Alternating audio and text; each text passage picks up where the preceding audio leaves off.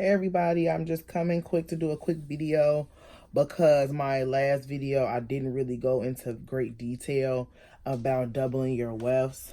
I'm thinking this is a good view. As you can see, I folded my track in half, line them up.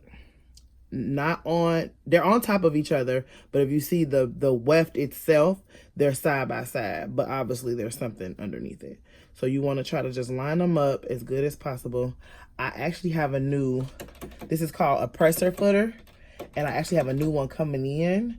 So I kind of want to compare the two. So I want to do a video on this one, and then tomorrow when it comes, I'll do another one. I'll probably post next week to let you guys know. Again, just to go back, I have a Brother LX2763. This is a lightweight. I plan on getting another sewing machine because I heard I need a heavy duty one, as well as I can change the needle to a universal to a denim. Another question I got about the settings on my machine, I'm still learning what it is, but I have the first one on 4, second one on 5, the last one on like 2.5. So this one, I believe this is how wide your zigzag will be, and then this is how far the next stitch goes. And I believe this one is tension. I'm going to research that a little bit more. I'm gonna have to get acquainted to a new machine. I will do a unboxing when I get my new machine and a comparison when I get the new machine. So of course I have it on 3 for the zigzag stitch. You want it pretty wide because you want to make sure it gets into both. So I'm just gonna zoom in a little bit so you can get a little closer so you can really see. So you never want to start back here. You always want to have a little extra room underneath, because that's how you get those little thread jams, because it wasn't all the way in. And what you do is you'd be like, okay, well, it's not started at the beginning. You're going to reverse. So we're going to start at the beginning. Just make sure my camera's centered for you guys. And you just press lightly, not too hard. You don't want to go too fast.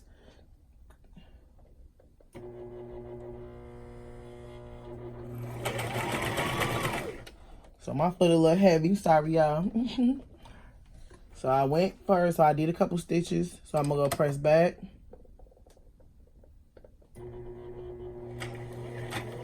And again, I'm just letting the machine do its thing. You never really want to pull on a machine, because that's how you get jammed. Now sometimes you have to pull at the beginning, but once you get a smooth, once it start going, let it flow. And you want to look here. The little hole right here is going to let you know where that needle is going, that hole in the middle. But again, the new footer I have, all this will be open. So hopefully that will make it a little bit easier for me and you guys. And so you kind of just want to keep it lined up as you double weft. So they kind of, and one thing I just say, go with the groove of your bundles. Like the bundles come wrapped in a circle, right? They come in a circle already, and they're already double wefted. When you take it apart, don't separate them. Like, keep them just like that, because they already kind of smushed together. So they already want to stay in the same direction. And so you just make sure. Now, I pull mine this way. For whatever reason, mine likes to steer to the left.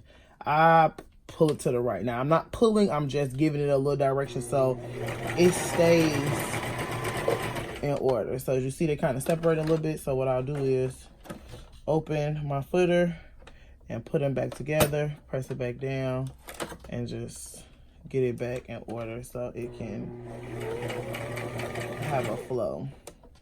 Again, practice makes perfect. So it took me a while to be able to get this, but whatever position, like I don't have a set way I put my hands to make this work. Because sometimes every bundle doesn't cooperate. Like I probably had this in a sew-in already, but I just wanted to come and show you guys.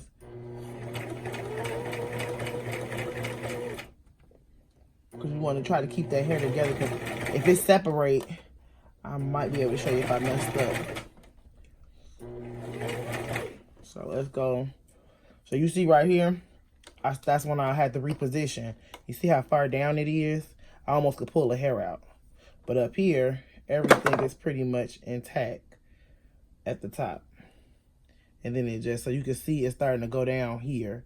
And that's where I had to reposition. So one thing you want to, this is something you have to keep your eyes on, because you want to keep these two together. You don't want them to separate, because there, and then you can see the difference there. I can pull these apart. So you really want to pay close attention. And all I would really do is pull it up, or I would pay close attention when I'm sewing it to the wig cap. So sometimes we have a little mistake, and you just got to know how to fix your mistake. So sometimes all you do is just pull this hair. Let's see.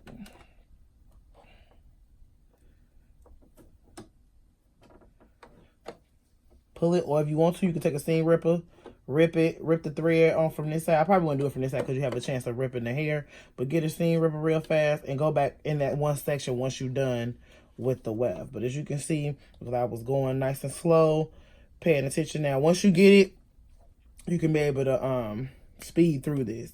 But again, I'm still in learning phases of certain things, and then I'm not used to recording, so these are my first few videos. Please be patient with me. I'm learning with you guys. If you have any comments or suggestions on them how to make this easier, please let me know. Again, once I get that open footer, I want to be able to try to give you guys an update on. I believe it's going to be way easier, because you can really see. It's hard to see in this little hole, so I can understand why you can mess up easily. So I'm I'm waiting for my new needle and pressing few to come in, and then eventually I'll be getting a sewing machine. So I hope this helped you guys. I'll take this off so you can see it up close.